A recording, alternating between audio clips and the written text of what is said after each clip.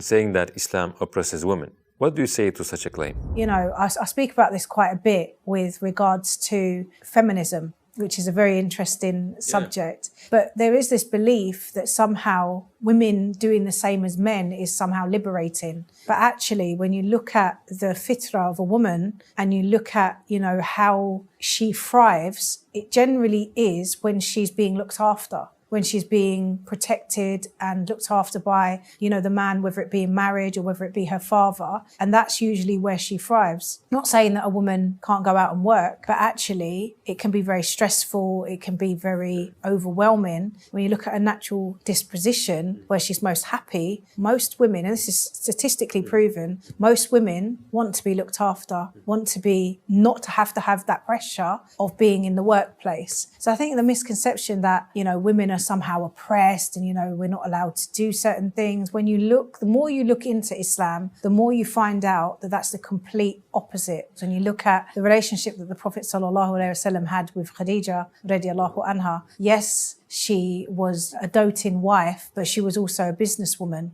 That can be achieved. That's what really fascinates me about Islam, is learning how to be a real woman, because obviously I got brought up by quite an independent woman, and it was always kind of like this attitude of not needing a man. And then learning about Islam and understanding a man's value and understanding your value that's completely different as a female, and then leaning into that, but then still understanding that you can still have a business and you can still have a personality and all of that. It's just a complete way of life. What was your purpose before Islam and what is it after Islam? I would say that I didn't really have much purpose before Islam. My belief system was that, you know, YOLO, as we call it in the UK. You only live once, so it's live life to the fullest. The problem with that lifestyle is that there is no purpose. And so when there's no purpose, you fall into that kind of existential crisis of basically feeling like there's no reason to live. And I did get to that point a lot in my earlier life, where it's kind of like after the lights have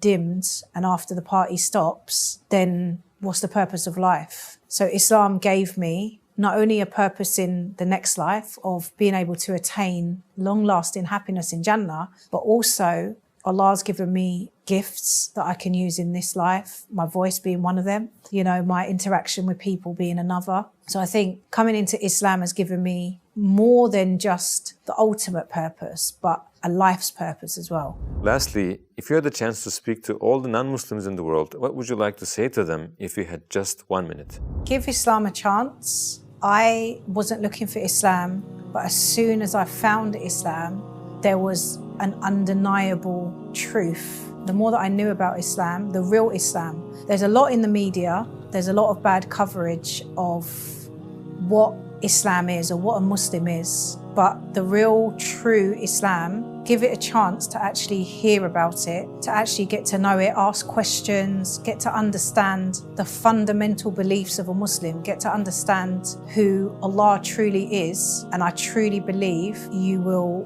be guided.